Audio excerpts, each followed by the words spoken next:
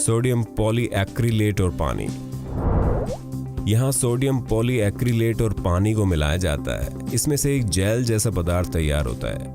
इसके कलर और दिखावट की वजह से ये बिल्कुल बर्फ की तरह लगता है और कभी-कभी इसे फेक स्नो रिएक्शन भी बोलते हैं। सोडियम पॉलीएक्रिलेट पानी के कणों को पकड़े रखता है। जब रिएक्शन शुरू होती है तो एक कण जुड़ने लगता है जिसे ओस्मोसिस प्रोसेस भी कहते हैं। ये सब काफी जल्दी होता है और सोडियम पॉलीएक्रिलेट बहुत बड़ी मात्रा में बनना शुरू हो जाता है। ये रिएक्शन पानी को एक जेल जैसे पदार्थ में बदल देता है। ये पदार्थ थोड़ा सख्त होता है और दूर से देखने में बिल्कुल बर्फ लगता है। सोडियम पॉलीएक्रिलेट को पानी को सोखने की क्षमता कमाल की है, बल्कि सोडियम पॉलीएक्रिलेट इतना कैपेबल है कि अपने वजन से 800 गुना ज्यादा लिक्विड सोख लेता है। और यही कारण है कि सोडियम पॉलीएक्रिलेट को बहुत सी ऐसी चीजों में मिलाया जाता है जिसमें पानी को जल्दी सोखना जरूरी हो जाता है, जैसे कि diaper.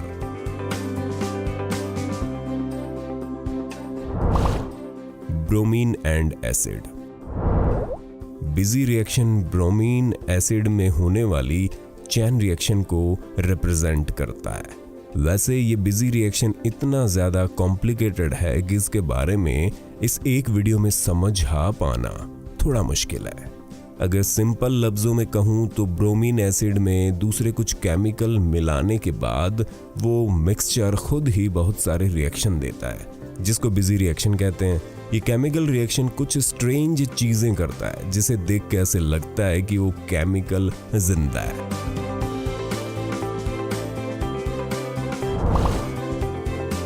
Hydrogen peroxide and potassium iodide.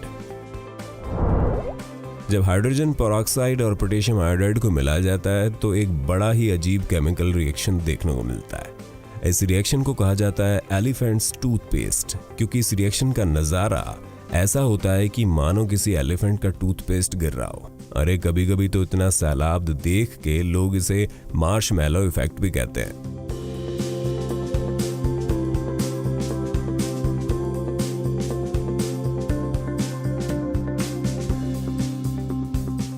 Elephant toothpaste एक बहुत ही पॉपुलर केमिकल रिएक्शन है और ये कई बार छोटे बच्चों को भी दिखाया जाता है, तो इसे देखकर बड़े खुश हो जाते हैं। चलिए बताते हैं इस रिएक्शन के दौरान होता क्या है। हाइड्रोजन पेरोक्साइड को डिश सोप के साथ मिक्स किया जाता है और फिर पोटेशियम आयोडाइड अपना काम शुरू कर देता है। हाइड्रोजन पेरोक्साइड में से पलक झपकते ही ऑक्सीजन अलग हो जाता है।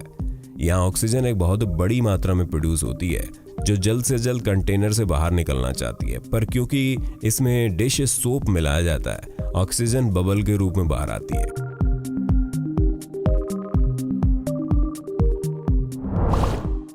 कोक का केन और लिक्विड नाइट्रोजन। नॉटिंघम यूनिवर्सिटी के प्रोफेसर मार्टिन पोलाइकॉफ केमिकल के साथ एक्सपेरिमेंट करने के लिए मशहूर है। एक बार उन्होंने सोचा कि अगर कोक को नाइट्रोजन लिक्विड में डाल दिया जाए तो क्या होगा। बस उन्होंने डिसाइड किया कि वो एक्सपेरिमेंट को रिकॉर्ड करेंगे। उन्हें लगा कि कोक का केन नाइट्रोजन लिक्विड के ठंडे टेम्परेचर से जम जाएगा, पर वो बिल्कुल हैरान हो गए जब कोक का वो केन फट गया। उन्होंने समझाया कि कोक में जो CO2 है वो इतनी जल्दी फ्रीज नहीं होता, पर केन के अंदर का लिक्विड फ्रीज हो जाता है। अब जमा हुआ लिक्विड फैलने लगता है और इस लिक्विड के फैलने की रफ्तार CO2 की जमने की रफ्तार से ज्यादा होती है और इन दोनों के भारी फोर्स से एक धमाका होता है।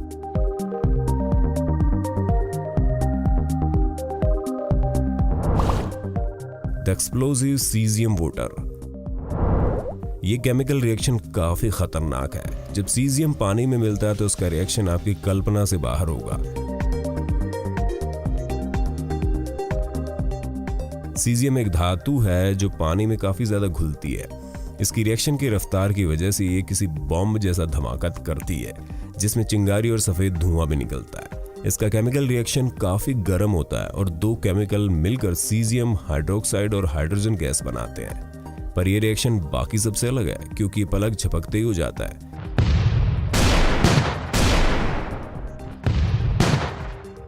ये काफी वायलेंट भी है, जबकि ये रिएक्शन इतना धमाकेदार होता है कि अगर किसी कांच के बर्तन में किया जाए तो धमाके से कांच चूर चूर हो जाएगा।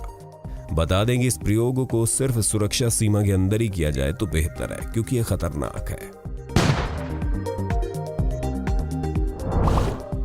द ब्रिग्जरासर आइसोलेटिंग क्लॉक। ये केमिकल रिएक्शन काफी रेयर है, क्योंकि ये इकलौता आइसोलेटिंग केमिकल रिएक्शन है। ये रिएक्शन प्रोसेस बहुत जटिल है। इसमें कई तरह के इंग्रेडिएंट्स ऐड किए जाते हैं, जिसमें पहला मिश्रण है पोटेशियम आयोडाइड, सल्फ्यूरिक एसिड और मेलोनिक एसिड। दूसरा मैग्नीज सल्फेट, मोनोहाइड्रेट और टार, और आखिर में डाइल्यूटेड हाइड्रोजन पेरोक्साइड। जब इन सब केमिकल को ठीक से मिलाया जाता है तो ये बिल्कुल नेचुरल बवंडर जैसा दिखता है, और साथ ही इसमें तरह तरह के रंग बदले हुए भी दिखते हैं।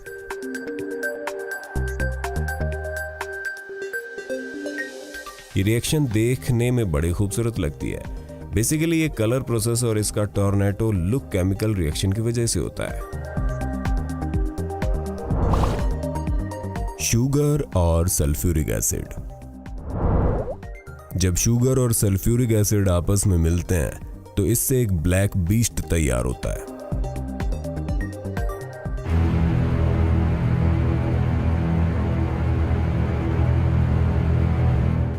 भले ही ये केमिकल रिएक्शन एकदम साधारण है, लेकिन इसका रिजल्ट बहुत ही शानदार होता है। जब सल्फ्यूरिक एसिड को शुगर में मिलाया जाता है तो शुगर बेसिकली डिहाइड्रेट हो जाती है, यानी कि सल्फ्यूरिक एसिड शुगर में से पानी निकाल देता है। इस प्रक्रिया को कहते हैं एक्सोथर्मिक रिएक्शन। परिणाम स्वरूप काफी गर्मी की वजह से एक काले मॉन्स्टर जैसी चीज धीरे धीरे आपके सामने आ जाती है। ये रिएक्शन सिर्फ एक कूल दिखने वाले मॉन्स्टर ही क्रिएट नहीं करता, बल्कि कैरेमल जैसी स्मेल भी देता है। Vinegar and baking soda. Hard ice एक तरह का क्रेजी कॉम्बिनेशन है जो क्लियर विनेगर और बेकिंग सोडा के मिलाने से बनता है। इसके लिए पहले विनेगर को गर्म किया जाता है और फिर बेकिंग सोडा को उसमें धीरे धीरे ऐड किया जाता है। जब ये दोनों मिलते हैं तो इनके मिलन से सोडियम एसीटेट और कार्बन डाइऑक्साइड गैस बनती है। जब गर्म विनेगर सफेद गाढ़ा पदार्थ बनाना शुरू करता है तो उस केमिकल रिएक्शन की वजह से सोडियम एसीटेट बनाता है। फिर सोडियम एसीटेट को फिर से एक बार गर्म किया जाता है जब तक कि वो लिक्विड न बन जाए। फिर जब वो लिक्विड किसी गर्म चीज के कांटेक्ट में आता है तो वो धीरे धीरे आइस की शक्ल में आ जाता है और आपको मिलती है हार्ड आइस।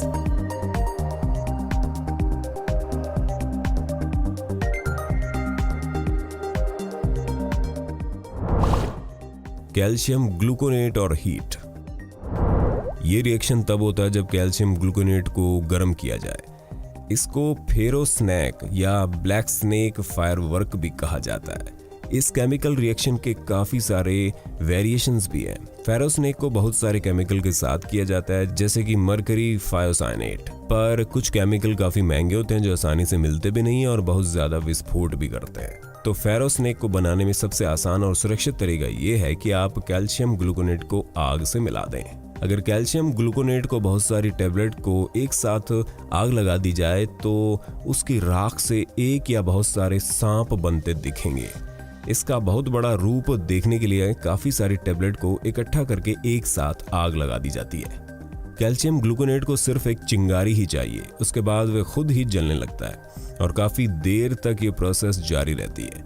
ये सांप निकालने वाला केमिकल बनाना कोई मुश्किल बात नहीं है। कैल्शियम ग्लूकोनेट को जब गर्म किया जाता है तो उसमें से कैल्शियम ऑक्साइड, कार्बन, भाप और कार्बन डाइऑक्साइड बनता है। भाप कैल्शियम ऑक्साइड कार्बन को बाहर निकालने में मदद करती है और ये बाहरी दबाव राख के रूप में बाहर आता है। ये प्रोसेस ही आपको सांप जैसा दिखता है। वैसे सांप एक तरीके के पटाखे है, पर बाकी से अलग है क्योंकि ये फटते नहीं है, पर आपको इसे देखने में जरूर मजा आएगा।